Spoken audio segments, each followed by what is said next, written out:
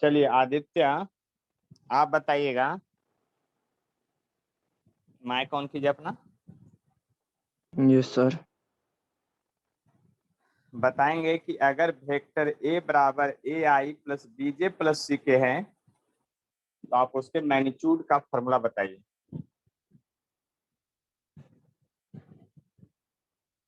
क्या सर? एक vector A equal to A I plus B J plus C K हैं। देखिए ध्यान से मैं लिख दे रहा हूँ, यहाँ पर है ए I plus B J plus C के है, इसका मैग्नीट्यूड का फॉर्मूला बताइए कि क्या होगा। वेक्टर ए इक्वल टू क्या होगा, A = a² + b² + c²। और कॉस अल्फा का फॉर्मूला क्या होगा। cos alpha = a/a √a² + b² + c²। Very good. चलिए आप माइक अपना ऑफ कर लीजिए। चलिए स्वीटी आप बताइएगा, कॉस बीटा का फॉर्मूला इसमें क्या होगा। b divided by √a² + b² + c। Cos gamma का, क्या कॉस गामा का c divided √a² + b² + c। चलिए ठीक है, आप लोग को याद है, माइक ऑफ कर लीजिए। अब आगे देखते हैं। देखिए हम लोग वेक्टर का जो एडिशन सीख रहे थे उसमें हम आगे की बात कर रहे हैं। ठीक है, एक क्वेश्चन है जो आप लोग को बताए थे, उसको ध्यान से फिर से बनाना है। हम यहाँ एक क्वेश्चन दे रहे हैं, है ना। फाइंड मैग्नीट्यूड एंड डायरेक्शन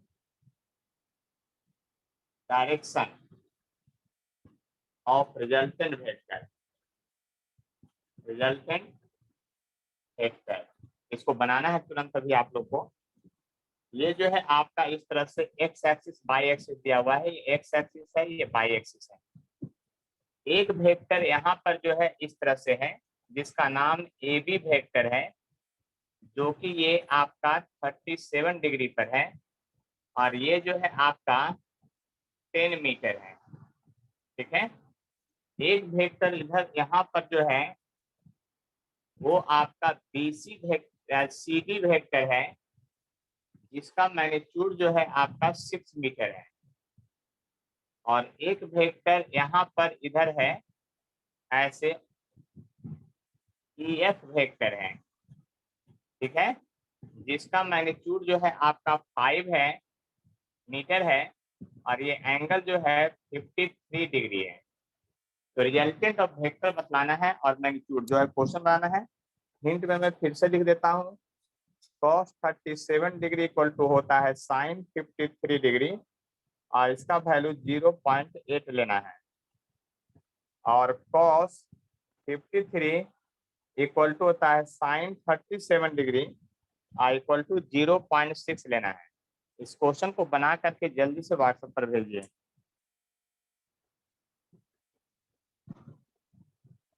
ऐसा क्वेश्चन एक बता चुके थे ना पिछले क्लास में।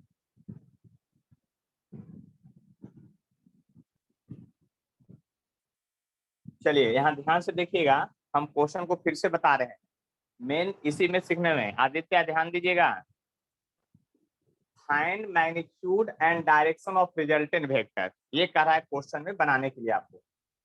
तो देखिए सबसे पहले रिजल्टेंट वेक्टर बराबर क्या लिखेंगे। वेक्टर कहीं भी हो उससे कोई फर्क नहीं पड़ता है, सारा वेक्टर को ऐड करेंगे।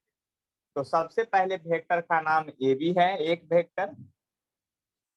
वेक्टर जो है जिसका नाम है आपका सी डी है, एक वेक्टर है जिसका नाम है जो ई एफ है। ऐसा क्वेश्चन में दिया हुआ 3 वेक्टर है। देखिए ए बी सी डी और ई एफ वेक्टर है। पहला स्टेप समझ में आ गया, बोलिए जल्दी से। दूसरा स्टेप देखिए, देख लीजिए ध्यान से। चलिए आदित्य, आप माइक ऑन कीजिए अपना। Yes sir. आप बताइए ए बी वेक्टर को किस प्रकार से लिखें हम? 10। लिखिए, बोलिए। मतलब आप पिछला क्लास रिवीजन नहीं किए, फिर से ध्यान से देखिएगा। पॉलीलोगोनल ऑफ वेक्टर एडिशन में क्वेश्चन बताए थे ना आपको? जी नहीं ध्यान दिए हैं आप? देखिए फिर से देखिए, ना आप होमवर्क भेजे हैं। हम बोले नहीं, जो कॉपी में फेयर करेंगे वो हमको भेजना है बना करके आप वीडियो ही दोबारा। नहीं डाले हैं। अच्छा, वीडियो नहीं डाले थे? जी हमको लगता हम डाले हैं। अच्छा नहीं, हम ठीक है, ढूंढे, चेक। हमको मिला ही नहीं। अच्छा, हम चेक कर लेते हैं, ठीक है। सब्सक्राइब किए होंगे तो लिंक पहुंच जाता होगा डायरेक्ट। सब्सक्राइब किए मगर मैं कल शाम को करने वाला था, जब ढूंढा तो वीडियो ही नहीं था। लेक्चर अच्छा 6 तक ही ठीक था है, सिर्फ। अच्छा ठीक है। आज हम दोनों डाल देंगे एक साथ में।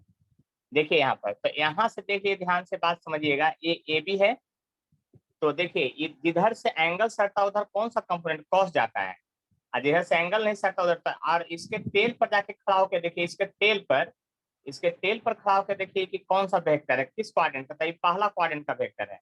इधर से एंगल सट गया तो क्या लिखिएगा? 10 cos 37 degree I cap plus 10 sin 37 degree J cap. किसको तोड़े हैं हम? ए बी वेक्टर को। ए बी वेक्टर को इस तरह से लिख दिए हैं कंपोनेंट में ब्रेक करके। अब देखिए सी डी वेक्टर सीधा जे में है, तो इसको कंपोनेंट ब्रेक करने की जरूरत नहीं है। सीधा लिखाएगा आपका क्या? 6J। जो इधर उधर आता है उसको हम लोग कंपोनेंट में ब्रेक करते हैं। देख लीजिए, बात ध्यान से समझ लीजिए इसी तरह से हम क्या कहना चाह रहे हैं। इसके बाद जो है आपका ये है ई एफ वेक्टर। देखिए ये थर्ड क्वाड्रेंट में, जिधर से एंगल सट के उधर कॉस, तो होगा 5 कॉस, माइनस में होगा 5 कॉस 53 डिग्री जे कैप।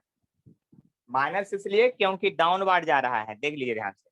इसका है निगेटिव में जा रहा है, तो इसका यहाँ पर भी होगा -5 साइन 53 डिग्री आई कैप। इस स्टेप में अगर आप लोग को कोई प्रॉब्लम है तो बोलिए, और प्रॉब्लम नहीं है तो आगे देखिए। अब cos 37 का वैल्यू 0.8 होता है, तो ये हो गया 8i। sin 37 का जो वैल्यू होता है आपका 0.6 होता है, तो ये हो गया 6J। और उधर से भी था 6J, और फिर है cos 53। तो cos 53 का वैल्यू 0.6 होता है, ये 5 है, 6 25 30 यानी 3J। और ये देखिए sin 53 का वैल्यू 0.8 होता है, तो 8 पे 40 यानी -4i। अब आपको पता है कि एक जात को एक साथ जोड़ते हैं, कहने का मतलब आई को साथ आई को कनेक्ट करेंगे, तो ये 8 है, ये 4 है माइनस में, तो 8 में से 4 गया तब 4 आ गया, यानी रिजल्टेंट इक्वल टू हो जाएगा 4i आ गया। देख लीजिए ध्यान से। अब जे की बात कीजिए, तो यहाँ देखिए 6 और 6 12 हो गया, उसमें से 3 चला गया, तो +9J हो गया। अब मैग्नीट्यूड अगर निकालना है रिजल्टेंट का, तो क्या करेंगे आप? देख लीजिए ध्यान से। अगर मैग्नीट्यूड निकालना है तो आप लिखेंगे √4 का स्क्वायर लिखेंगे +9 का स्क्वायर लिखेंगे, यानी कि 16 और +81 हो जाएगा। यानी R जो हो जाएगा मैग्नीट्यूड, वो हो जाएगा कितना? 6 1 7 97 हो जाएगा √। उसके बाद tan अल्फा लिखेंगे डायरेक्शन निकालने के लिए, तो tan अल्फा बराबर होता है J का मैग्नीट्यूड यानी 9 अब बाई I का मैग्नीट्यूड यानी 4, इसलिए रिजल्टेंट इक्वल टू लिखेंगे √97 at angle alpha equal to tan inverse 9/4 with x axis. देख लीजिए आदित्य एक बार अच्छे से, अगर कोई चीज में दिक्कत हो कहीं तो बोलिए हमको। स्वीटी आप भी देख लीजिए, कहीं अगर प्रॉब्लम है तो बतलाइए कि कौन सा स्टेप मैग्नीट्यूड समझ। लिखने में हाँ मैग्नीट्यूड ये वाला नीचे, या ये वाला, नहीं नहीं, लेफ्ट में फर्स्ट का भाग, ये वाला। फर्स्ट आप शुरू बोलिए ना का। नंबर पढ़िए, आप पढ़िए पहले नंबर पढ़िए, क्या दिक्कत है उसको ये रीड कीजिए। Vector A B plus vector C D plus vector E F के नीचे वाला लाइन। अच्छा ये वाला लाइन के नीचे, तो जी। आप जरा ध्यान से देखिए ये वेक्टर किस क्वाड्रेंट में है? First quadrant. तो उसका एक्स कंपोनेंट की तरफ जाएगा, कौन सा कंपोनेंट कौन जाए, जिधर से एंगल सट जाता है उधर कौन सा, रेजोल्यूशन ऑफ वेक्टर को याद रखना हमेशा के लिए। जिधर से एंगल सट गया उधर कॉस कंपोनेंट, और जिधर से एंगल नहीं सटा उधर साइन कंपोनेंट। तो इधर सट गया तो कॉस, जिसे तो 10 cos 37 कितना होगा, 37 किधर हुआ, आई में हो गया, वो लिख दिए। इसका 10 साइन किधर हो गया, जे में हो गया, तो प्लस जे लिख दिए। फिर देखिए सी डी वेक्टर किधर है, जे की ओर है, तो सीधा 6j लिखा गया। ये है थर्ड क्वाड्रेंट में देखिए वेक्टर, तो जिधर से एंगल सटा उधर कौन, कॉस, तो इधर माइनस में, तो -5 cos 37 53 डिग्री। इसका इधर किधर गया, साइन इधर चला गया, तो भी माइनस में हो गया।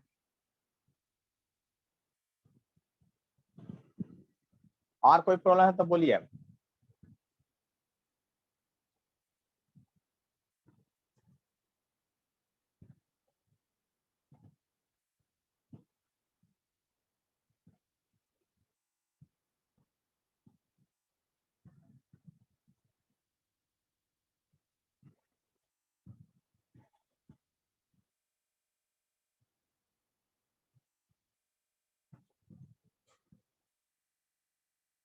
चलिए समझ में आ गया ना, तो अगला क्वेश्चन हम दें। चलिए आप दोनों देखिए, अभी ग्रुप पर, व्हाट्सएप ग्रुप पर गया होगा क्वेश्चन, आज ही भेजे हैं, ठीक है। तो उस क्वेश्चन में आपको जो है आपका 22 नंबर क्वेश्चन है वो वाला बनाना है, 22 नंबर क्वेश्चन। उस फिगर को उतार के जल्दी से बनाइए, हम दोबारा बताएंगे। 22 नंबर प्रॉब्लम को अभी बना करके हमको भेजना है तुरंत, 22 नंबर प्रॉब्लम। इसको मैं ऐसा ही रहने देता हूँ कि आप समझते रहिए बात को। 22 नंबर प्रॉब्लम जल्दी से समझिएगा बात को। देखिए यहाँ पर अगर बात ध्यान से समझते हैं, क्योंकि आज इसका लास्ट क्लास है, अगले क्लास में मैं प्रोडक्ट पढ़ाऊंगा, प्रोडक्ट ऑफ वेक्टर। देखिए जब भी रिजल्ट निकालना हो तो देखिए हम क्या बोले थे पॉलीगोनल ऑफ वेक्टर एडिशन में, कि आपका फर्स्ट वेक्टर के हेड पर सेकंड वेक्टर का टेल होगा, सेकंड के हेड पर थर्ड वेक्टर का टेल होगा, थर्ड वेक्टर के हेड पर फोर्थ वेक्टर का टेल होगा। तब आपका इनिशियल वेक्टर के टेल से फाइनल वेक्टर को हेड को जो मिलाता है ना, उसको रिजल्टेंट वेक्टर कहते हैं। उसको हम लोग क्या कहते हैं, रिजल्टेंट वेक्टर कहते हैं। याद कीजिए यही था polygonal of vector addition. First vector के टेल से लास्ट वेक्टर के हेड को मिलाने वाले को हम लोग क्या कहते हैं, आपका रिजल्टेंट वेक्टर कहते हैं। तो यहाँ रिजल्टेंट वेक्टर जो है वो क्या है, तो रिजल्टेंट वेक्टर जो है एमबी वेक्टर है प्लस बीसी वेक्टर है प्लस सीडी वेक्टर है प्लस डीएन वेक्टर है। पहला स्टेप समझ में आया कि नहीं आप लोग को, ये बताइए फिर से। चलिए स्वीटी आप माइक ऑन कीजिए अपना। Yes. आप बताइए एमबी वेक्टर को किस प्रकार से मैं लिखूं। 5 cos 37 5 10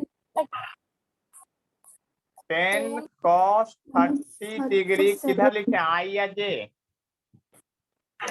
आई नहीं जे,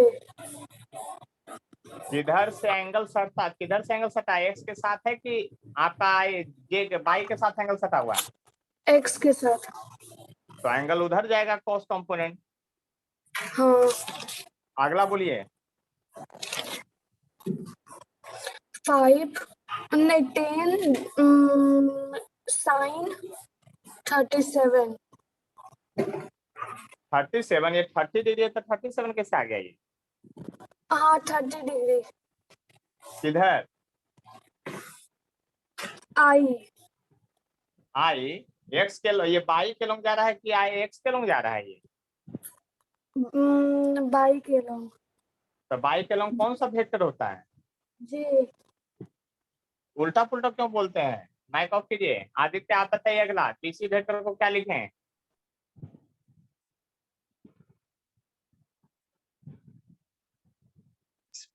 +7j +7j। अगला बोलिए सीडी वेक्टर का। -15i very good. अगला बोलिए बीएन वेक्टर का। -cos 37 degree j। देखिए इसी में तो गड़बड़ क्या है, कोई किस क्वाड्रेंट का वेक्टर है आपका? ये 4th क्वाड्रेंट का। 4th क्वाड्रेंट में जिधर कॉस जाएगा वो पॉजिटिव हो जाएगा, क्योंकि 4th क्वाड्रेंट में एक्स पॉजिटिव होता है। तो क्या लिखिएगा आप? प्लस प्लस होगा 5 5 plus cos 30 cos 37 degree I cap, और ये साइन वाला होगा जो निगेटिव में होगा। नहीं, 5 sin 37 डिग्री जे कैप। यहां तक में आप लोग को कोई प्रॉब्लम है तो बोलिए। यही स्टेप सबसे बड़ा स्टेप है। यहाँ तक समझ में आ गया? क्योंकि बनाने इसके बाद तो फिर मैं थे, इसके बाद तो फिगर फिर देखना ही नहीं है। माइक ऑफ कर लीजिए। इसके बाद फिगर तो कभी देखना ही नहीं है, आपको डायरेक्ट क्या करना है, सॉल्यूशन करना है। तो आपको ये स्टेप आना चाहिए कि किधर से एंगल सट गया। आप कंपोनेंट पीछे रिवीजन कीजिए, बार बार नहीं समझ में आ रहा है जिनको। चलिए यहाँ देखिए, अब रिजल्टेंट इक्वल टू लिखेंगे। अब cos 30 का वैल्यू आना चाहिए। cos 30 का वैल्यू होता है √3/2। √3/2 यानी कि 10 इंटू √3/2 लिखिएगा आई कैप, प्लस साइन 30 हाफ होता है इंटू हाफ जे कैप लिखिएगा, 7j लिखिएगा, 15i लिखिएगा, प्लस cos 37 का वैल्यू 0.8 होता है तो 5 इंटू 0.8i लिखिएगा, और -5 0.6j लिखिएगा। अब जरा गौर कीजिए, फिर से लिखिएगा तो अब ये 2 से कट जाएगा तब 5 आएगा। इसका वैल्यू होता है 1.732, तो 8.6 आएगा गुना करने के बाद। अब ये हो जाएगा 5j हो जाएगा, ये 7j है, और -15i है, प्लस 4i हो जाएगा, -3j हो जाएगा। अब एक जात को एक साथ लिखना है, मतलब i का सोल्यूशन एक साथ कीजिए। तो i यहाँ है और यहाँ है। तो देखिए 8 4 12.6 हो गया प्लस में, और माइनस में 15 है। तो कितना आप सोच लीजिए, 15 में से कितना घटाना है आपको? 12.6। तो कितना आ जाएगा? 2.4 आ जाएगा। कितना आएगा? 2.4 आई कैप, वो भी माइनस साइन में आएगा। अब जे की बात कीजिए, तो जे यहाँ है और यहाँ है। तो 7 5 12 में से कितना चला गया? 3, यानी 9, यानी 12 में से 3 गया तो +9j आ गया। ये आ गया कौन सा? डायरेक्ट। अब रिजल्टेंट का मैग्नीट्यूड अगर निकालना हो तो ये तो बहुत पहले से पढ़े कि 2.4 का होल स्क्वायर हो जाएगा और 9 का होल स्क्वायर हो जाएगा। इसको अगर लिखिएगा फिर से रूट के अंदर गुना भाग करके, तो देखिए इसका जो स्क्वायर होता है 24 का स्क्वायर कितना होता है?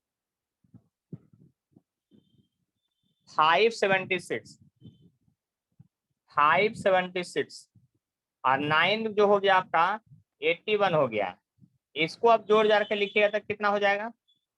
86 0.76 हो जाएगा। इसको लगभग कैलकुलेशन कीजिएगा तो 9.2 से थोड़ा सा ज्यादा या 9.2 ही लिख दीजिए, इसको कैलकुलेशन कीजिएगा तो।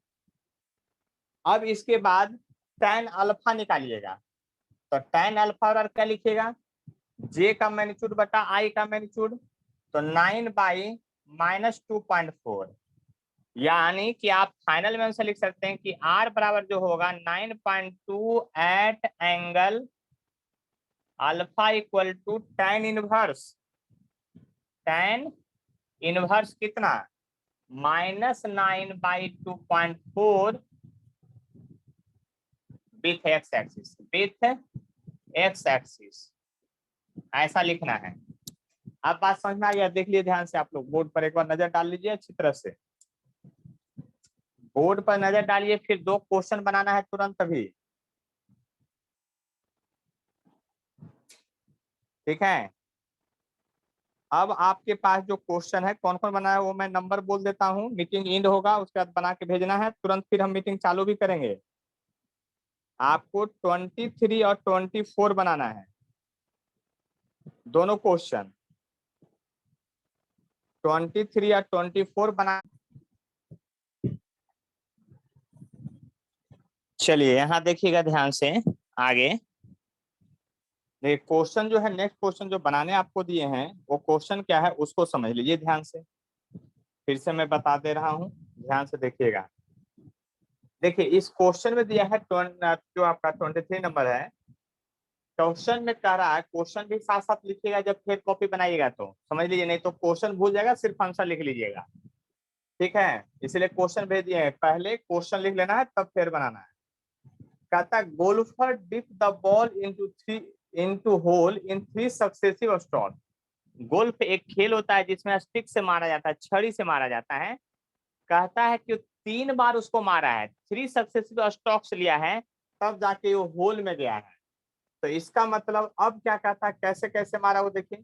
हिज फर्स्ट स्ट्रोक यानी पहला बार मारा, displace the ball 4 metre north, यानी नॉर्थ साउथ की बात कर रहा है, तो हमको भी नॉर्थ साउथ की बात करना पड़ेगा। आपको पता है कि इधर नॉर्थ होता है, इधर साउथ होता है, इधर ईस्ट होता है और इधर वेस्ट होता है। यानी इसको एक्स एक्सिस मानते हैं और इसको बाई एक्सिस मानते हैं, ऐसा समझ सकते हैं। नॉर्थ और साउथ को बाई एक्सिस और ईस्ट वेस्ट को एक्स एक्सिस मानेंगे। 3 सक्सेस, पहला स्ट्रोक में 4 मीटर नॉर्थ की ओर गया, मतलब ओरिजिन से अगर गेंद यहाँ पर था, इसको मारे तो 4 मीटर ये इधर चला गया, 4 मीटर ये गेंद चला गया, मतलब ऐसे चला गया वेक्टर आपका, ये 4 मीटर ऐसे चला गया आपका। कितना मीटर? 4 मीटर। यहाँ ओरिजिन मान लीजिए, इस पॉइंट को ए मान लीजिए अपने मन से। कहता सेकेंड स्ट्रोक जो है 2 मीटर साउथ ईस्ट गया, ना साउथ गया ना ईस्ट गया, साउथ ईस्ट गया। तो साउथ और ईस्ट इधर, साउथ ईस्ट मतलब बीचों बीच गया, तो यहाँ से नहीं जाएगा, क्योंकि गेंद अब यहाँ पहुंच गया है, तो यहाँ से जाएगा साउथ ईस्ट। तो साउथ ईस्ट का डायरेक्शन ये होता है, साउथ और ईस्ट मतलब दोनों के बीच में, तो दोनों के बीच में गया ऐसे, और ये गया 2 मीटर। कितना मीटर गया? 2 मीटर। और दोनों के बीच से गया, तो इधर से भी एंगल इधर से भी एंगल, दोनों तरफ से 45 डिग्री हो जाएगा। ये बात समझिए, अब दोनों से 45 डिग्री होगा, इस पॉइंट को बी मान लेते हैं। फिर कहता है लास्ट स्ट्रोक जो है उसका 1 मीटर साउथ वेस्ट, साउथ और वेस्ट का डायरेक्शन इधर होता है, लेकिन ये यहाँ पर न गेंद है, तो यहाँ से मारा तो 1 मीटर गया साउथ वेस्ट, मतलब यहाँ के बाद वेक्टर इधर चला गया, देख लीजिए ध्यान से। और ये हो गया सी पॉइंट, जबकि ये 1 मीटर है, तो इधर से भी तो एंगल 45 डिग्री होगा। क्यों? क्योंकि साउथ वेस्ट का मतलब बीचों बीच गया है, तो 45 डिग्री। ये बात समझ में आया कि नहीं आप लोग को, ये बताइए, तब क्वेश्चन आगे बनेगा। आप आदित्य, ये फिगर लैंग्वेज का मीनिंग समझ में आ गया? Yes sir. तो आगे हम बताते हैं, और फिर से जिनको नहीं समझ आया रिप्ले करके देखिए, आज वीडियो अपलोड हो जाएगा, ठीक है। तो अब देखिए इसका एंगल सॉल्यूशन 45 डिग्री में। हाँ बोलिए। 45 डिग्री इसलिए हुआ क्योंकि बीचों बीच गया, एक बार साउथ ईस्ट गया, तो जब इधर से जाएगा तो इधर से 45, इधर से भी ले सकते हैं, वो आपकी इच्छा है, एक तरफ से कहीं से ले लीजिए। और इधर भी गया बीचों बीच तो 45 डिग्री, क्योंकि साउथ और वेस्ट 90 डिग्री पर होगा, साउथ और ईस्ट 90 डिग्री पर होगा, तो आपका क्या होगा? बीचों बीच जाएगा, तब 45 डिग्री का एंगल बनेगा। इतना तो आप समझ ही सकते हैं। अब देखिए, जब इतना समझ सकते हैं तो इसके बाद की बात करते हैं। अब रिजल्टेंट वेक्टर बराबर क्या लिखिएगा? पहले ओ से ए की ओर गए तो ओ ए वेक्टर लिखिएगा, फिर ए से बी की ओर गए तो ए बी वेक्टर लिखिएगा, फिर बी से सी की तक पहुंचे तब बी सी वेक्टर लिखिएगा। जितना है सबको लिखते चले गए। This is the first step. Second step में फिर वही काम करना है जो काम पहले करते थे। ये नॉर्थ की ओर जा गया था और उसको बाई माने हैं, यानी इसके बाद जे की ओर सीधा गया, यानी ये आ गया सीधा 4j आ गया। ओ ए वेक्टर के बदले 4j आ गया। अब ए बी वेक्टर जो है किस क्वाड्रेंट का वेक्टर है, तो किसी वेक्टर को जब चेक करना हो किस क्वाड्रेंट का है तो उसके टेल पर चले जाइए, और टेल पर जब बना रहे हैं तो लगता है ये है जो आपका फोर्थ क्वाड्रेंट का वेक्टर है। टेल यहाँ पर जा करके क्वाड्रेंट बनाइए, ओरिजिन बनाइए, तो देखिए ये फर्स्ट क्वाड्रेंट, सेकंड, थर्ड, ये फोर्थ क्वाड्रेंट का वेक्टर हो गया। यानी जिधर से एंगल सटा उधर कॉस, तो ये डाउन की ओर होगा, यानी होगा -2 cos 45 डिग्री जे, माइनस साइन में होगा। इसका जाएगा इधर तो ये प्लस एक्स की ओर भागेगा, तो +2 sin 45 डिग्री आई कैप, क्योंकि एक्स की ओर गया। अब बीसी वेक्टर के बदले लिखेंगे, कौन वेक्टर के बदले लिखेंगे, बीसी वेक्टर के बदले। तो बीसी वेक्टर यहाँ तो इसके क्वाड्रेंट पर जाइएगा तो ये थर्ड क्वाड्रेंट का वेक्टर दिख रहा है, देखिए ना, इधर का वेक्टर है ये, तो यानी थर्ड क्वाड्रेंट का वेक्टर इधर से एंगल, ये तो दोनों निगेटिव होगा, तो जिधर से एंगल सट गया उधर कॉस, तो आपका होगा -1 cos 45 डिग्री जे कैप, क्योंकि ये वर्टिकल में होगा, और साइन कंपोनेंट इधर माइनस में जाएगा, -1 sin 45 डिग्री आपका आई कैप। देख लीजिए ध्यान से, इसको जब लिखेंगे आगे तो आर वेक्टर लिखेंगे 4j -2 बाई 1/√2 j +2 × 1/√2 j, क्योंकि 45 डिग्री होता है साइन कोस का दोनों का वैल्यू, और फिर 1/√2 j और -1/√2 i। अब देखिए ध्यान से, अगर लिखिएगा फिर से अगला स्टेप, तो r बराबर होगा 4j, और ये j जो होगा √2 होगा, और √2 का वैल्यू होता है 1.414 होता है, यानी आप 1.4 j लिख सकते हैं। इसको भी किए तो √2 हो जाएगा कट करके, तो हो जाएगा 1.4 i कैप। इसको कीजिएगा 1/√2 का वैल्यू 0.7 होता है, तो -0.7 j, और 1/√2 का वैल्यू हो गया -0.7 i कैप। देख लीजिए ध्यान से, अब i को एक साथ जोड़िए पहले, तो i यहाँ पर है और यहाँ पर है, तो 1.4 में से इतना चला जाएगा तो 0.7 i कैप बचेगा। देख लीजिए ध्यान से, अब j कैप यहाँ है और यहाँ है, तो ये माइनस में होगा 2.1 और ये है, तो इसका मतलब +1.9 j बच गया, आपको इतना बच गया। अब रिजल्टेंट का अगर मैग्नीट्यूड निकालना चाहते हैं तो आपको अंडर रूट स्क्वायर करना पड़ेगा 0.7 का होल स्क्वायर और +1.9 का होल स्क्वायर। देखिए इसको लिखिएगा तो 0.49 होगा, प्लस 19 का स्क्वायर कितना होता है 361, तो आपका कितना हो जाएगा देख लिए ध्यान से,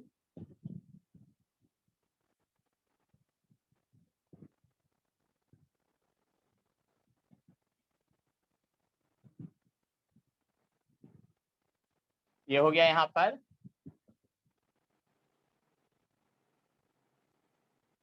361, तो यहाँ हो गया, पॉइंट यहाँ डालिएगा तो यहाँ हो गया।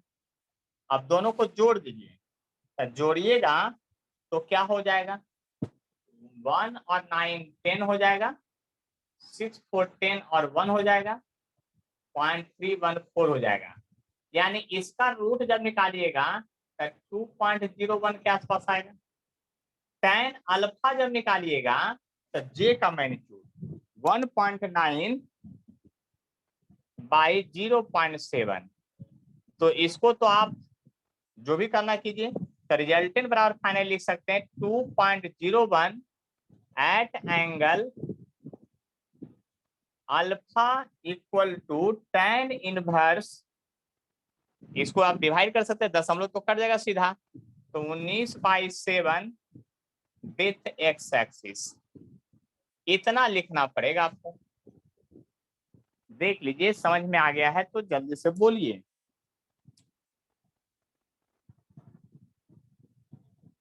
देख लीजिए ध्यान से, अच्छी तरह से समझ लीजिए, कुछ पूछना है तो बोलिए, और नहीं तो इसका अगला क्वेश्चन फिर बनाइए जो दिए थे अभी, नेक्स्ट प्रॉब्लम।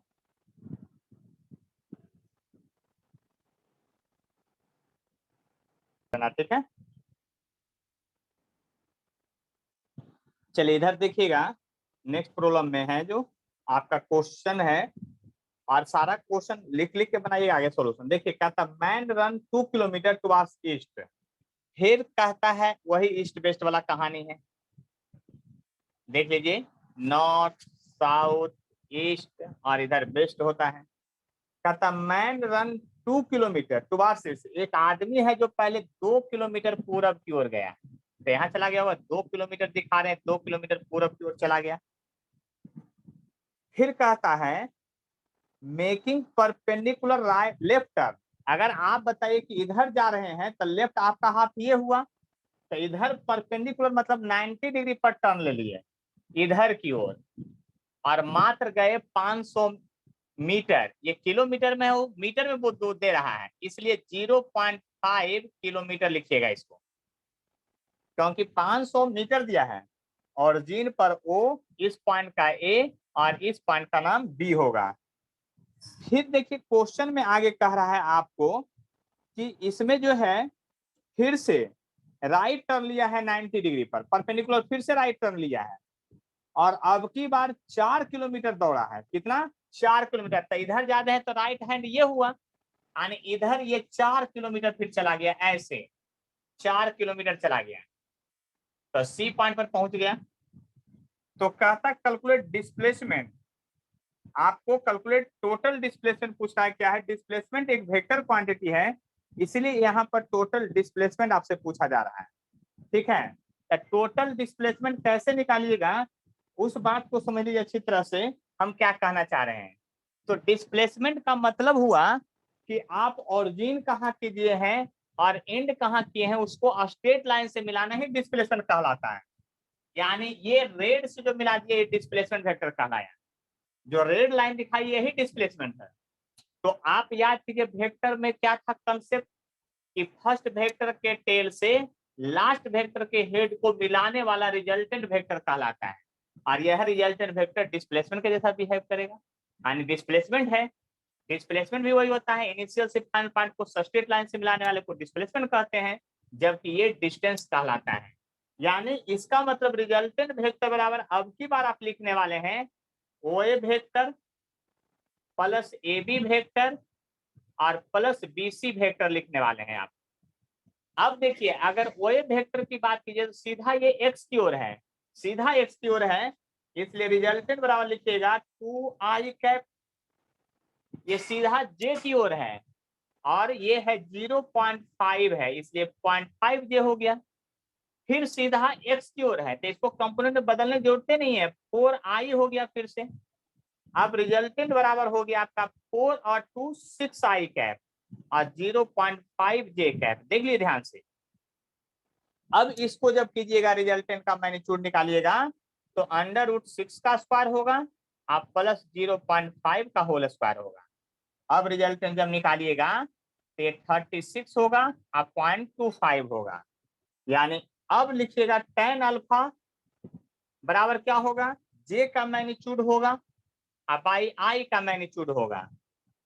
तो आप लिख सकते हैं रिजल्टेंट जो है आपका कितना हो गया भाई, तो इसका निकालिएगा तो 6.02 आएगा, 6.02 या 01 जो भी आएगा है ना, 02 at angle alpha equal to tan inverse, इसको देखिए तो 0.5 है तो 1/2 यानी 1/12 विथ एक्स एक्सिस। देख लीजिए बात को समझ लीजिए अच्छी तरह से हम क्या कहना चाह रहे हैं जो है ना, अगर कोई कंफ्यूजन है तो बोलिए, नहीं तो अब क्लास एंड होगा आपका, क्या होगा क्लास एंड होगा आज का। और फिर परसों देखिए, आज वीडियो डाल देंगे, सबको देख करके फिर से समझ लीजिएगा, क्योंकि अगले क्लास में प्रोडक्ट ऑफ वेक्टर चलेगा। ठीक है, तो आज का क्लास यहीं तक।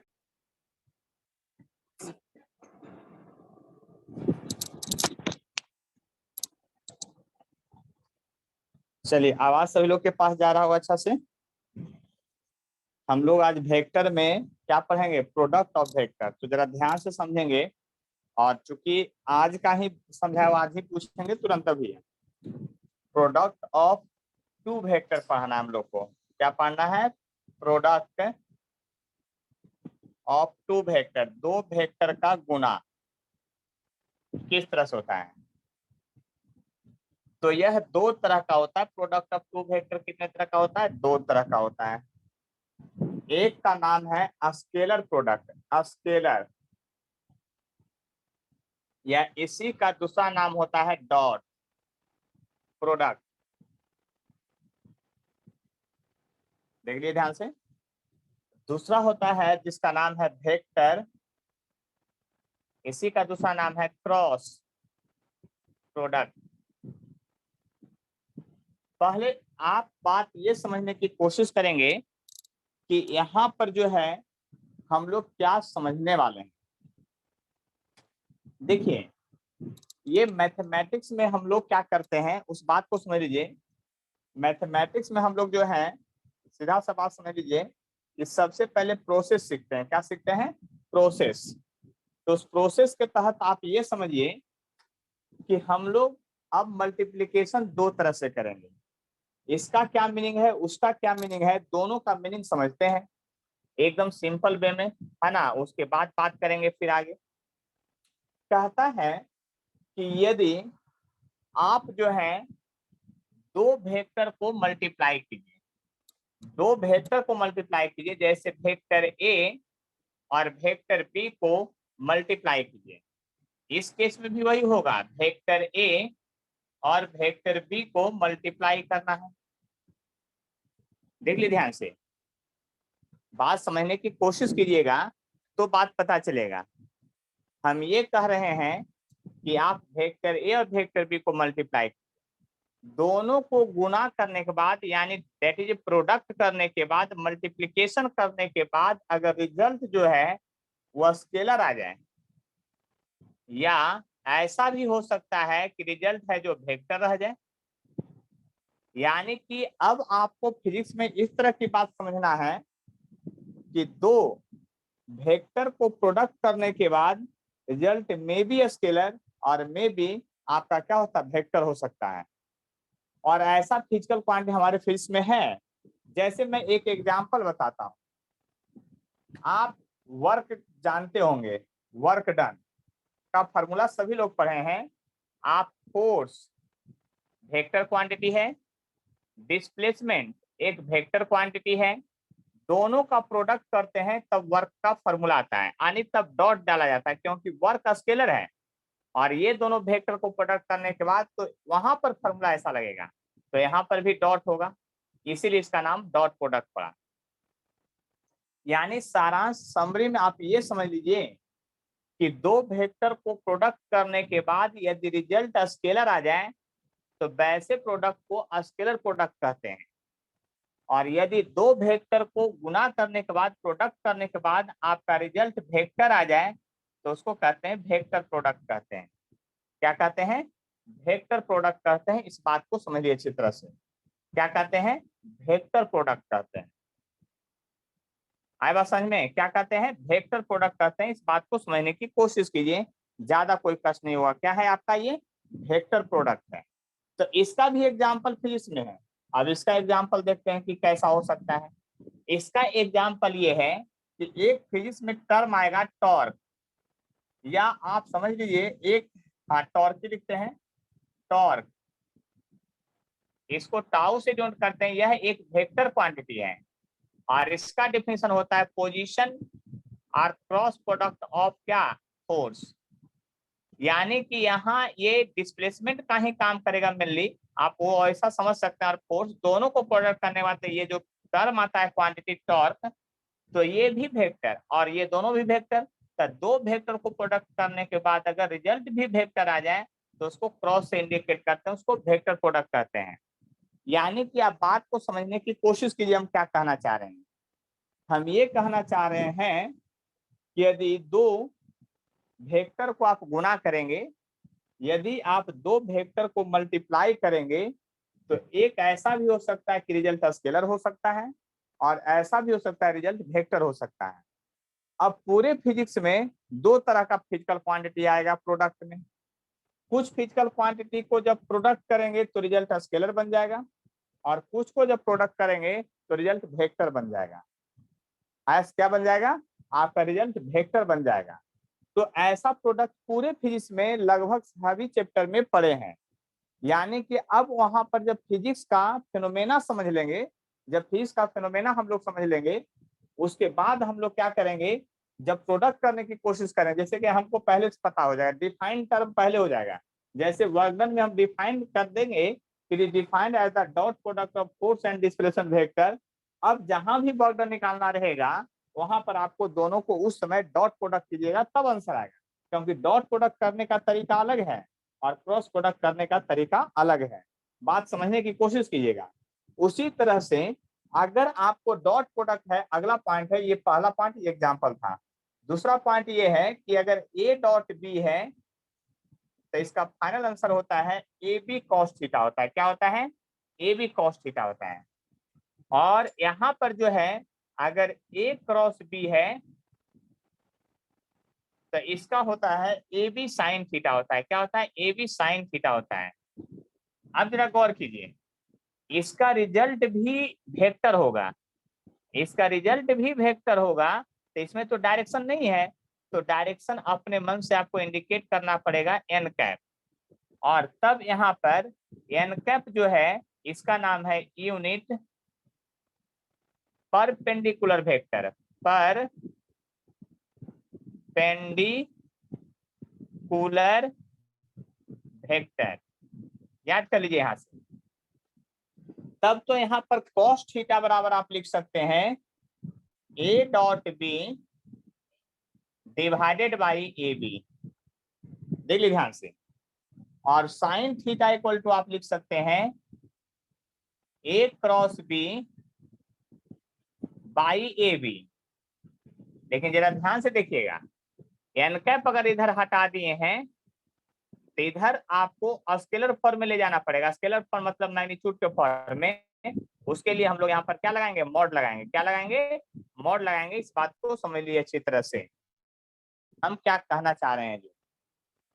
यानी कि दोनों में मेन डिफरेंस यही है कि ये दोनों आपको लर्न करना। हम बारी बारी फिर पढ़ेंगे, अभी तो सिर्फ आपको एक तरीका बताए हैं, एक डिफरेंस बताए हैं और कुछ नहीं बताए हैं। ठीक है? तो कहने का मतलब ये हुआ है ना, कहने का मतलब यहाँ पर ये हुआ, आप बात को समझने की कोशिश कीजिए हम क्या कहना चाह रहे हैं। कहने का मीनिंग ये हुआ कि हम लोग दो तरह से प्रोडक्ट करेंगे और दोनों में क्या डिफरेंस है मेनली पहले वो समझ लीजिए, क्योंकि दोनों तरह का फिजिकल क्वांटिटी हमारे फिजिक्स में रखा हुआ है। इसको समझ लीजिए और ये फार्मूला को आपको याद करना पड़ेगा और ये भी आपको लर्न करना पड़ेगा। वही फार्मूला है, दोनों सेम ही है, इसको इतना लर्न करना पड़ेगा, बस इतना समझ लीजिए। अभी दिमाग में सेट कर लीजिए हम क्या कहना चाह रहे हैं, क्योंकि अब बारी बारी पढ़ेंगे। पहले स्केलर प्रोडक्ट आज पढ़ेंगे और अगले क्लास में लोग वेक्टर प्रोडक्ट पढ़ेंगे। ठीक है? तो इतना पहले ये समझ लीजिए कि हमारे फिजिक्स में दो तरह से आपको मल्टीप्लीकेशन होगा। कहीं पे आपको डॉट प्रोडक्ट होगा, कहीं पे आपको क्रॉस प्रोडक्ट होगा। कब क्रॉस प्रोडक्ट होगा, कब डॉट प्रोडक्ट होगा? तो क्रॉस प्रोडक्ट तब करेंगे जब दो वेक्टर का प्रोडक्ट करने के बाद अगर रिजल्ट स्केलर आ जाए तो हम लोग डॉट प्रोडक्ट करेंगे। यदि दो वेक्टर का प्रोडक्ट करने के बाद रिजल्ट वेक्टर आ जाए तो हम लोग क्रॉस प्रोडक्ट करेंगे। अब प्रोडक्ट कैसे करेंगे वो पहले सीख लेंगे, तब फिर फिजिक्स के पूरे पार्ट में हम लोग फिर इससे उसका मल्टीप्लिकेशन करेंगे, यानी मल्टीप्लिकेशन करने का तरीका बदल जाएगा। किन्हीं को इसको समझने में अगर कोई कष्ट है तो बोलिए।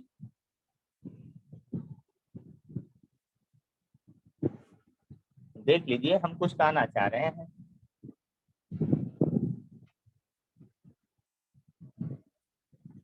चलिए, किन्हीं को कोई कष्ट नहीं है तो अब हम प्रोडक्ट करेंगे, सिर्फ स्केलर प्रोडक्ट की बात करेंगे अब। यानी स्केलर प्रोडक्ट में क्या होगा उसको समझना बहुत जरूरी है। क्या है? बहुत ही जरूरी है। और आज उसी पर हम लोग कंसंट्रेट करेंगे और फिर इसी का आज क्वेश्चन भी बनेगा।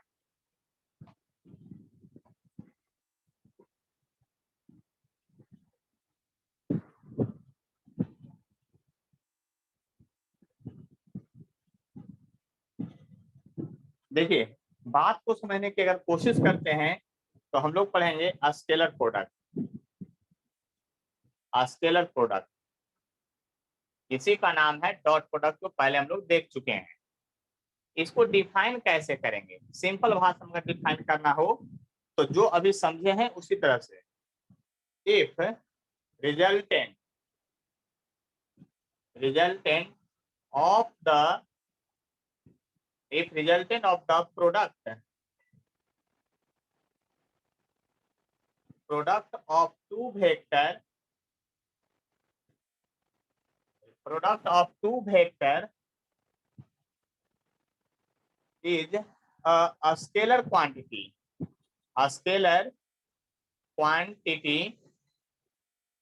then product is known as dot product या स्केलर प्रोडक्ट। ठीक है, इस तरह से इसको डिफाइन करेंगे। उसके बाद आप लिखेंगे ऐसा, A dot B equal to क्या होगा, ए बी कॉस थीटा, जो हम लोग पढ़े थे अभी, समझे थे बात को। ये फॉर्मूला बहुत ही सिंपल है, इंपॉर्टेंट है, इसको लर्न करना है। अब डॉट प्रोडक्ट करेंगे कैसे? तो पहला एक हेडिंग है dot product of like unit vector, dot product of like unit vector. चलिए स्वीटी बताएंगे, हमको दो एग्जांपल बताइए, एक एग्जांपल बताइए जिसमें दोनों वेक्टर लाइक यूनिट वेक्टर हो। लाइक यूनिट वेक्टर का एग्जांपल बताइए, लाइक यूनिट वेक्टर का एग्जांपल बताइए। कैसे प्रोडक्ट है? लाइक यूनिट वेक्टर किसको कहते हैं? डिफिनीशन पहले लिखवा चुके हैं। माइक ऑन करके बोलिए जल्दी से। लाइक वेक्टर स्टैंडर्ड वेक्टर नहीं, हाँ लाइक वेक्टर इज चलिए अपना माइक ऑफ कीजिए। आदित्य आप बताइए लाइक वेक्टर किसे कहते हैं?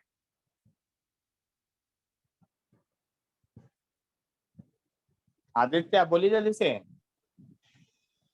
like product of unit vector in like vector का एग्जाम्पल बताना है हमको, प्रोडक्ट नहीं बताना है। लाइक वेक्टर का एग्जाम्पल बताइए। चलिए मैं बताता हूँ, ध्यान से सुनिएगा आप लोग। देखिए, लाइक वेक्टर का मतलब होता है मैग्नीट्यूड और डायरेक्शन सब कुछ सेम होना। मैग्नीट्यूड और डायरेक्शन क्या होना चाहिए? सब कुछ सेम होना चाहिए। तो जरा गौर कीजिएगा, यहाँ पर आई डॉट आई अगर है तो दोनों लाइक वेक्टर हो गया, क्योंकि ये भी आई है ये भी आई है, तो दोनों का मैग्नीट्यूड 1 1 हो गया, यूनिट वेक्टर है तो। और दोनों का डायरेक्शन एक्स एक्सिस हो गया। आई मतलब क्या होता है? X axis. आई मतलब एक्स एक्सिस, ये दोनों लाइक वेक्टर हो गया। तो लाइक वेक्टर का प्रोडक्ट कैसे निकालेंगे इसके हिसाब से? तो उसका मैग्नीट्यूड यानी इसका मैग्नीट्यूड इंटू इसका मैग्नीट्यूड, यानी 1 इंटू 1 इंटू कॉस थीटा। तो चलिए प्राची आप बताइए कि यहाँ पर आई और आई के बीच में एंगल कितना होगा? 90 डिग्री, 180 डिग्री, 60 डिग्री, क्या होगा? दो लाइक यूनिट वेक्टर है, दोनों के बीच का एंगल क्या होगा ये बताना है आपको। या पहले डिफिनीशन पढ़ाए हैं उसमें लाइक वेक्टर का एग्जांपल में बताए थे, लाइक वेक्टर के बीच का एंगल क्या होता है? बोलिए जल्दी से आप लोग, जिनको याद है बोलिए, किन्हीं को नहीं याद है पीछे का टर्म कैसे आप लोग पढ़ते हैं बताइए। लाइक वेक्टर के बीच का एंगल 0 डिग्री होता है। क्या होता है? 0 डिग्री, क्योंकि लाइक वेक्टर दोनों पैरेलल वेक्टर होता है, पैरेलल वेक्टर के बीच का एंगल नहीं बनता है। तो cos 0 1 होता है, यानी 1 आया। तो आज के बाद, अभी के बाद याद करके रखना है कि दो लाइक वेक्टर का अगर डॉट प्रोडक्ट करेंगे तो उसका आंसर हर हाल में 1 आ जाएगा। तो सिमिलरली उसी प्रकार से आप क्या लिख सकते हैं, I dot I J dot J और इक्वल टू के डॉट के, और इसका बराबर क्या होगा, फॉर्मूला 1 हो जाएगा। अब इस वैल्यू को आपको याद करना पड़ेगा कि लाइक यूनिट वेक्टर का डॉट प्रोडक्ट जो होता है आपका हमेशा 1 होता है। इस बात को ध्यान से समझना पड़ेगा और लर्न करके भी रखना पड़ेगा कि लाइक यूनिट वेक्टर का डॉट प्रोडक्ट क्या होगा 1, क्योंकि ये प्रूफ कर चुके हैं। उसी तरह से एक दूसरा टर्म है dot product of two unlike unit vector. यानी कि अनलाइक यूनिट वेक्टर का डॉट प्रोडक्ट हम निकालना चाहते हैं। किसका? अनलाइक यूनिट वेक्टर का डॉट प्रोडक्ट। तो अनलाइक यूनिट वेक्टर क्या होगा? तो आई इंटू जे होगा, वो अनलाइक हो गया ना। तो यानी कि आप लिखेंगे आई डॉट जे, तो ये अनलाइक वेक्टर हो गया। इसको कीजिएगा तो 1 इंटू 1 और कॉस थीटा। तो आई जे में एंगल कितना, तो पहले से बता चुके हैं कि आई जे में एंगल देखिए 90 डिग्री होता है, क्योंकि एक एक्स है एक वाई है, तो दोनों में एंगल कितना होता है, 90 डिग्री होता है। तो यहाँ पर आई जे में एंगल 90 डिग्री है, तो यहाँ 90 डिग्री पुट कीजिएगा और कॉस 90 0 होता है। तो सिमिलरली फिर उसी तरह से लिख सकते हैं,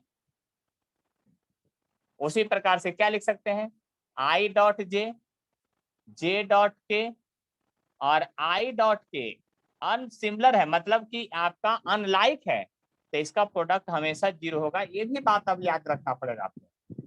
यानी कि इस तरह का प्रोडक्ट आपको यहाँ पर अभी 2 इंपॉर्टेंट पॉइंट निकल के आया है कि लाइक यूनिट वेक्टर का डॉट प्रोडक्ट जो होगा आपका 1 होगा, अनलाइक यूनिट वेक्टर का डॉट प्रोडक्ट क्या होगा, 0 होगा। देख लीजिए ध्यान से। अब इसको मल्टीप्लाई कैसे करेंगे, तो एक क्वेश्चन देकर के आपको बतलाते हैं कि यदि वेक्टर ए बराबर जो है आपका ए आई है या A1 आई है और B1 जे है प्लस C1 के है, और एक वेक्टर बी बराबर जो है A2 आई है प्लस B2 जे है और प्लस C2 के है, ऐसा है। और इसको आपको डॉट प्रोडक्ट करके दिखाना है, यानी ए डॉट बी निकाल के दिखलाना है, आपको गुना करके दिखाना है। यानी कि इस तरह का मल्टीप्लिकेशन हम लोग 10th क्लास में ही पढ़ते थे, लेकिन उससे थोड़ा भिन्न है। आपको एक वेक्टर ए है जो इस तरह से है, वेक्टर बी जो इस तरह से, अब इस दोनों का डॉट प्रोडक्ट करना है। तो पहले इसको इससे करेंगे, देख लीजिए, इसको इससे करेंगे, फिर इसको इससे करेंगे, फिर इसको इससे करेंगे, फिर इसको इससे करेंगे, फिर इसको इससे करेंगे, फिर इसको इससे करेंगे 6 बार, फिर इसको इससे करेंगे, फिर इसको इससे करेंगे, फिर इसको इससे करेंगे और फिर सबको जोड़ देंगे। क्या कोई प्रोसेस गलत बोले हम? लेकिन अब उसको समझने का थोड़ा ध्यान दीजिएगा। क्या ध्यान देना है, तो देखिए इसको इसको जब प्रोडक्ट कीजिए तो A1 A2 हो जाएगा। I dot I, I dot I, I dot I का वैल्यू 1 है, तो उसमें 1 से मल्टीप्लाई करने के बाद कोई फर्क पड़ेगा? बोलिए जल्दी से, ध्यान से सुनते चलिए। 1 से मल्टीप्लाई करने के बाद कोई फर्क पड़ेगा? उसमें कोई फर्क नहीं पड़ेगा। अब प्लस लिखिए, तो 1 से मल्टीप्लाई क्यों करेंगे, हम प्लस सीधा लिखेंगे। अब इसके बाद क्या करना है भाई, इसको इससे मल्टीप्लाई करना है, तो लिखिएगा B1 A2, यही लिखाएगा। और I dot J, I dot J का वैल्यू 0 होता है। अब बताइए क्या होगा, B1 A2 इंटू 0, तो 0 हो गया। तो प्लस में 0 या माइनस में 0 लिख करके क्या फायदा, आप खुद सोचिए। अगर कोई फायदा है तो हमको बोलिए, कोई फायदा नहीं है, आप सिंपली समझ सकते हैं अच्छी तरह से बात को। तो जरा गौर से समझिएगा। अब आगे इसको फिर उससे करेंगे, यानी इसको जब उससे करेंगे तो आएगा A2 C1 और आई डॉट के, ये भी अनलाइक है, आई डॉट के का वैल्यू 0 होता है। फिर से 0 लिखने से कोई फायदा नहीं, प्लस 0 लिख के क्या करें, कुछ नहीं फायदा है। अब इसको इससे करेंगे, तो इसको इससे करेंगे तो A1 B2 होगा और आई डॉट जे फिर अनलाइक है, फिर 0 कर देगा इसको। अब इसको सामने सामने कीजिए, जब सामने सामने कीजिएगा तो ये होगा B1 B2, देख लिए ध्यान से। और आज J डॉट J1 होता है तो 1 से गुना करने से कोई फर्क नहीं पड़ेगा, इतना ही लिखाएगा, फिर प्लस साइन देंगे, फिर इसको उससे करेंगे फिर 0 हो जाएगा, फिर इसको इससे करेंगे 0 हो जाएगा, इसको इससे करेंगे 0 हो जाएगा, फिर इसको करेंगे तो ऐसा आ जाएगा, C1 C2 आ जाएगा। तो यहां से क्या बात आप समझे, जब डॉट प्रोडक्ट करना हो इस तरह का तो I के सामने I को लिखिए, J के सामने J को लिखिए, K के सामने K को लिखिएगा, और सिर्फ सामने वाला का नोमेरिकल वैल्यू का गुना कीजिए, A1 A2 B1 B2 C1 C2 और जोड़ दीजिए, यही आपका आंसर हो जाएगा। यहां तक में किन्हीं को कोई कष्ट है तो बोलिए, देख लीजिए, बात समझ लीजिए अच्छी तरह से, और नोट में वो पॉइंट अब लिखेंगे। पॉइंट ये है कि dot product use to find angle between two vector के बीच का एंगल भी पता करने के लिए हम लोग डॉट प्रोडक्ट का यूज करते हैं। कैसे यूज करते हैं उसका अभी हम क्वेश्चन बताएंगे, लेकिन आप लोग क्या समझे उसको समझने के लिए अब क्वेश्चन दे रहे हैं। फाइंड डॉट प्रोडक्ट, आपको डॉट प्रोडक्ट निकालना है किसमें, गिवन वेक्टर का, जहां वेक्टर ए बराबर दिया हुआ है 2i माइनस 3j और वेक्टर बी बराबर दिया हुआ है j minus 2i plus 5k। इसका डॉट प्रोडक्ट दोनों को करके निकालिए, हमको बताइए। पहले हम बोर्ड पर छोड़ दिए इसलिए कि आप जो है इसको थोड़ा ध्यान से इधर उधर समझ लीजिए, कुछ अगर समझ में आता है तो लिख लीजिएगा भी, बाद में फिर तो रफ में सिंपली लिख लीजिएगा भी। और इसको हमको मेनली ये डॉट प्रोडक्ट करके अभी भेजना है तुरंत।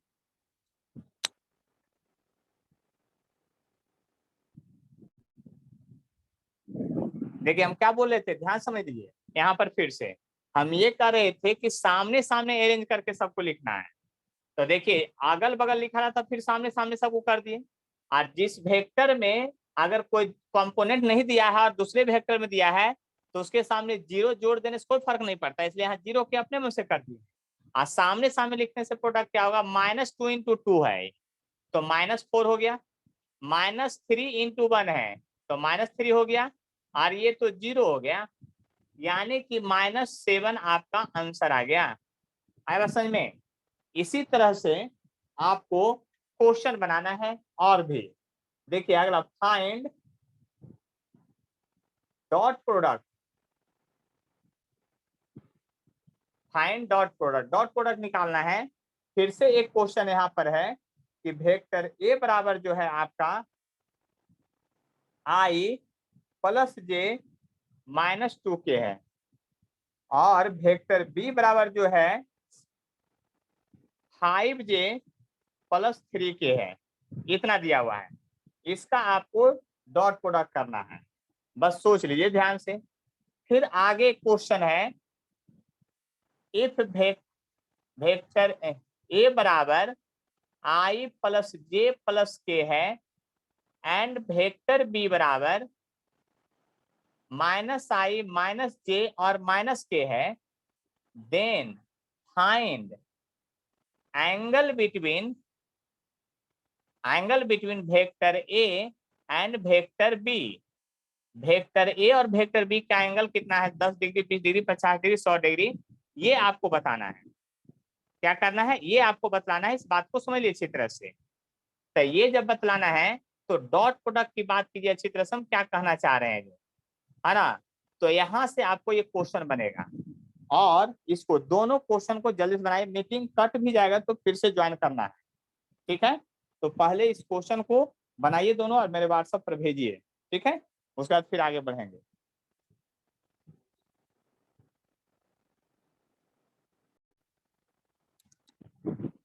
यहाँ पर मैं फिर से बताना चाह रहा हूँ कि आपका जो है डॉट प्रोडक्ट जब करने की तरीका है तो उसको समझ लीजिए ध्यान से। सामने सामने लिखना है कि i के सामने i लिखिएगा, j के सामने j लिखिएगा, k के सामने k। और जिसमें जो टर्म नहीं दिया रहे उसके बदले जीरो जोड़ देना है। क्या कर देना है? जीरो जोड़ देना है। बस इतना ही समझ लीजिए बात को अच्छी तरह से, हम क्या कहना चाह रहे हैं। यानी कि यहाँ पर ये हुआ कि अगर यहाँ पर आई नहीं है तो इसमें अपने मन से आप आई ऐड कर लीजिए। क्या ऐड कर लीजिए? आई ऐड कर लीजिए। तो जीरो आई कर लीजिए। नहीं था जीरो तो आप देखिए ये वाला पार्ट तो जीरो हो गया, लेकिन 5j इंटू 1 सॉरी, तो यहाँ 5 हो जाएगा। और देखिए 3i इंटू -2 है इसलिए -6 हो जाएगा। यानी यहाँ पर a डॉट b का वैल्यू जो आ गया आपका क्या हो गया? -1 हो गया। 5 में से 6 गया तो -1 हो गया। तो डॉट प्रोडक्ट करने के लिए आप लोग को आ गया। प्राची बोलिए, कोई दिक्कत है तो बोलिए जल्दी से, फास्ट में बोलिए। सर समझ गए। समझ गए? चलिए स्वीटी समझ में आ गया है? Yes sir. चलिए आदित्य प्रोडक्ट करने Yes, आ गया। तो अब हम उस क्वेश्चन को, इसका आंसर आया आप लोग को? कितना एंगल आएगा जो इसका? यस चलिए सर। तो ऐसे उस तरह का भी क्वेश्चन बनाने का जो टेक्निक है मैं उसको बतलाता हूँ, ध्यान से समझिएगा। देखिए एंगल निकालने का जो टेक्निक था, तरीका था, उसमें हम लोग क्या किए थे? हम लोग ये अभी पढ़े थे कि एक फार्मूला भी पढ़े थे, याद कीजिए कि डॉट प्रोडक्ट में पढ़े थे कि cos थीटा बराबर होता है a dot b by magnitude of A B होता है। यानी इस क्वेश्चन में एंगल निकालने का ये फार्मूला है। तो सबसे पहले आपको दोनों को डॉट प्रोडक्ट करना पड़ेगा। तो a डॉट b आप लिख करके भी कर सकते हैं, डायरेक्ट भी कर सकते हैं। देखिए चूंकि सामने सामने लिखा हुआ नहीं है, 1 इंटू -1 -1, यहाँ पर 1 इंटू -1 यानी -1, 1 इंटू -1 यानी -1। यानी ये बात आप लोग को समझ में आ गया कि यहाँ पर इस क्वेश्चन में डॉट प्रोडक्ट जो होगा a डॉट b वो -3 आएगा। देख लीजिए ध्यान से, डॉट प्रोडक्ट जो आएगा वो क्या आएगा? -3 आएगा। इसके बाद डॉट प्रोडक्ट निकालने के बाद मैग्नीट्यूड निकालना है दोनों का। तो देखिए यहाँ पर मैग्नीट्यूड जो है ए वेक्टर का मैग्नीट्यूड कैसे निकालेंगे? तो हम लोग ऐसे निकालेंगे, देख लिए ध्यान से। देखिए मैग्नीट्यूड निकालने का तरीका पहले ही सीख चुके थे। तो इसके पहले जो नंबर है अंडर रूट पढ़े थे ना, A square plus B square plus C square. तो यहाँ हो जाएगा 1 का स्क्वायर 1 का स्क्वायर 1 का स्क्वायर यानी √3। फिर उसी तरह से बी का मैग्नीट्यूड निकालिए। क्या निकालिएगा? 1 का स्क्वायर 1 का स्क्वायर 1 का स्क्वायर यानी √3 होगा। देख लीजिए ध्यान से। अब जब इतना बात समझ में आ गया तो आप cos थीटा इक्वल टू लिख सकते हैं आराम से। क्या लिखिएगा? a dot B.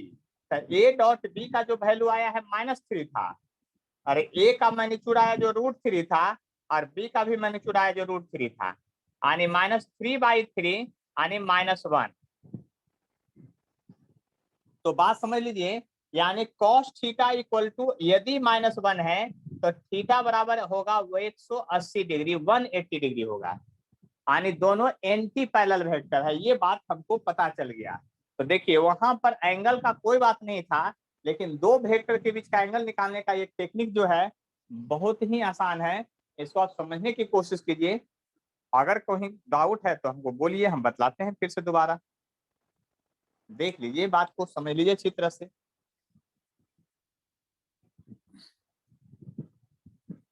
किन्हीं को कोई कष्ट है तो हमको बोलिए, क्योंकि अगला बार क्वेश्चन आपको बनाना है, हमको नहीं बनाना है, आपको बनाना पड़ेगा। बस सोच लीजिए ध्यान से। चलिए मैं अगला क्वेश्चन देने के लिए तैयार हूं, इसको अब मिटा रहे हैं, ठीक है। देखिए अगला क्वेश्चन आपको सिर्फ बनाना है, बस इतना समझ लीजिए, और जल्दी से बना के फिर हमारे व्हाट्सएप पर सेंड करना है। तुरंत हम चेक करेंगे कि कौन कितना सही बनाए हैं और कितना सीखे हैं, क्योंकि डॉट प्रोडक्ट आज सीख लेना है, तभी आगे फिर बात बनेगी क्वेश्चन का।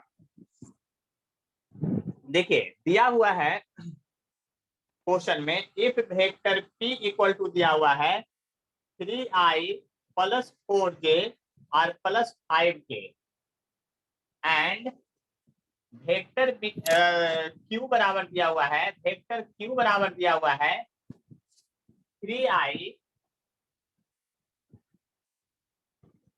+4j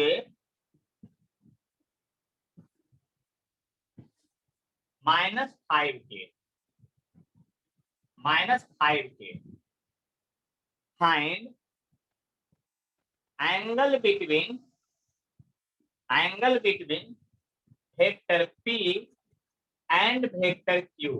जल्दी से बना करके हमारे व्हाट्सएप पर भेजिए इस क्वेश्चन का आंसर, सॉल्यूशन यानी कि फास्ट में एकदम।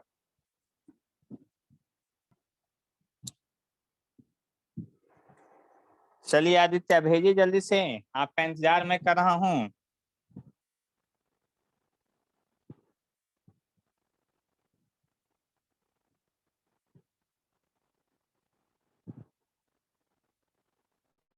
चलिए आपका भी आंसर क्या आया है? चलिए सही तो है। अगले क्लास से कितना बजे क्लास होगा? 6:15 से होगा, ठीक है। हर हाल में चालू। और सोच रहे हैं थोड़ा संडे को भी वो क्लास बढ़ा दें आप लोग का, सुबह सुबह एकदम, लेकिन इस संडे से नहीं, अभी एक आध संडे के बाद से 4 दिन सप्ताह में क्लास रहेगा। संडे को थोड़ा लेट करेंगे जैसा आपके अनुसार। देखिए अगर बात को समझने की यहाँ पर कोशिश करते हैं तो बहुत सिंपल है, मैं फिर से बतला देता हूँ। हम cos थीटा का यहाँ फॉर्मूला लिखेंगे P.Q/PQ, बस समझ लीजिए। और सबसे पहले अगर P.Q हमको निकालना है तो मैग्नीट्यूड यही लिखेंगे, 3 के सामने 3, I को सिर्फ I के साथ गुना किया जाता है, बस इतना ही याद रखिएगा। तो 9 हो गया, J को सिर्फ J के साथ तो 16 हो गया, और K को साथ सिर्फ K का, तब 5 इंटू -5 -25 हो गया। तो P.Q का जो वैल्यू आया है वो बात आपको समझ में आ गया है कि 25 में से 25 जाएगा तो 0 आएगा। एक बात समझ लीजिए, आज के बाद थोड़ा फास्ट होने का तरीका समझ लीजिए। जब जब आपको P.Q का वैल्यू 0 आ जाए, सिर्फ इसी में जब जब आपको P.Q का वैल्यू या A.B का वैल्यू या एंगल निकालने के लिए कहे तो डॉट प्रोडक्ट 0 आ जाए, तो P और Q को निकालने की जरूरत नहीं है, क्योंकि आपको पता है कि cos थीटा बराबर जब ऊपर का पार्ट 0 हो गया, अब उसमें कोई चीज से डिवाइड कीजिएगा तो ये 0 ही होगा। 0 में किसी भी चीजों से डिवाइड करने के बाद 0 होता है हर हाल में, इसलिए आगे गुना भाग करके हम अपना टाइम क्यों बर्बाद करेंगे, हमको पता है कि 0 हो जाएगा, इसलिए थीटा बराबर सीधा 90 डिग्री यहीं से आ जाएगा आंसर। आया बात समझ में? सभी लोग P और Q का भी मैग्नीट्यूड निकाल के डिवाइड किए तो उसकी जरूरत नहीं पड़ेगी, लेकिन एक ही कंडीशन में, जब डॉट प्रोडक्ट आपका क्या आ जाए, 0 आ जाए। बात समझ में आ गया है? देखिए इधर ध्यान से। चलिए नेक्स्ट प्रॉब्लम आप लोग बना के भेजिएगा फास्ट में एकदम। अगला जो प्रॉब्लम है, इफ P.Q इक्वल टू जो है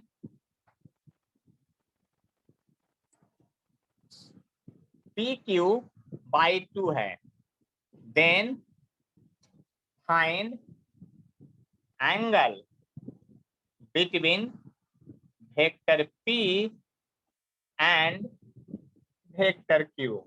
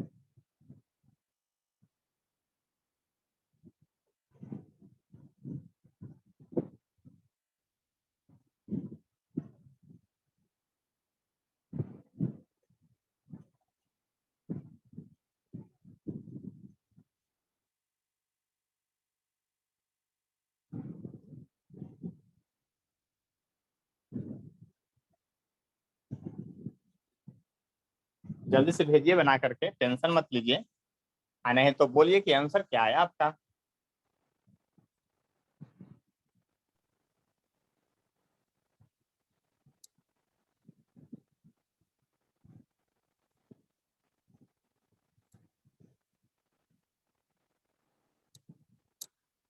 क्या आया आंसर ये बतला दीजिए।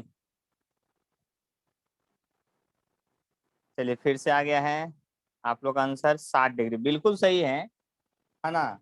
देखिए यहाँ पर जो है आपका, देखिए क्वेश्चन में इसी को समझना बस। P डॉट क्यू के बदले आप क्या जानते हैं, तब P डॉट क्यू के बदले लिखिएगा पी क्यू कॉस थीटा, और दिया हुआ है कि पी क्यू बाई 2 दिया हुआ है तो कट गया, कॉस थीटा इक्वल टू 1/2 आ गया, इसलिए थीटा बराबर 60 डिग्री हो गया। देख लीजिए ध्यान से,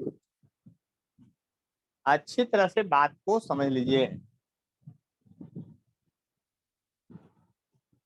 बात को अच्छी तरह से समझ लीजिए।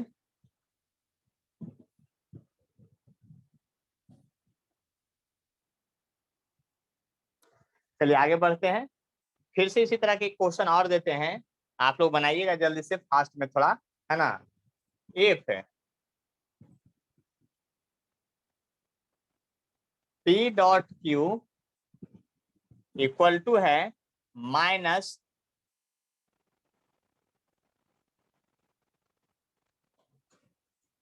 P Q by 2, then find angle between vector P and vector Q. बनाइए जल्दी से फास्ट में एकदम।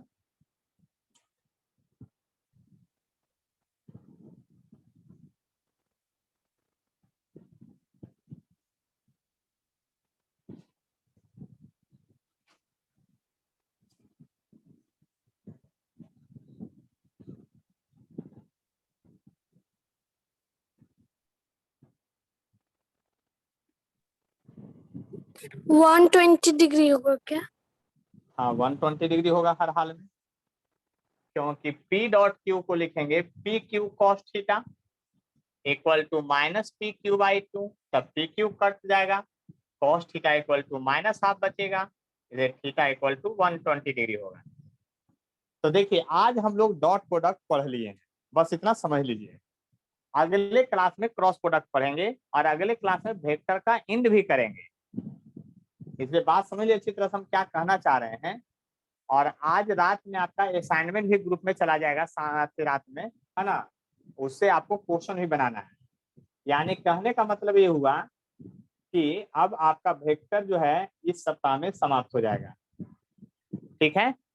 तो आज का क्लास यहीं तक अब बंद करते हैं, फिर अगले क्लास आने की परसों 6:15 में मिलेंगे। 6:15 आप लोग उठ के थोड़ा पहले, ठीक है, तो काम बन जाएगा आप लोग का भी।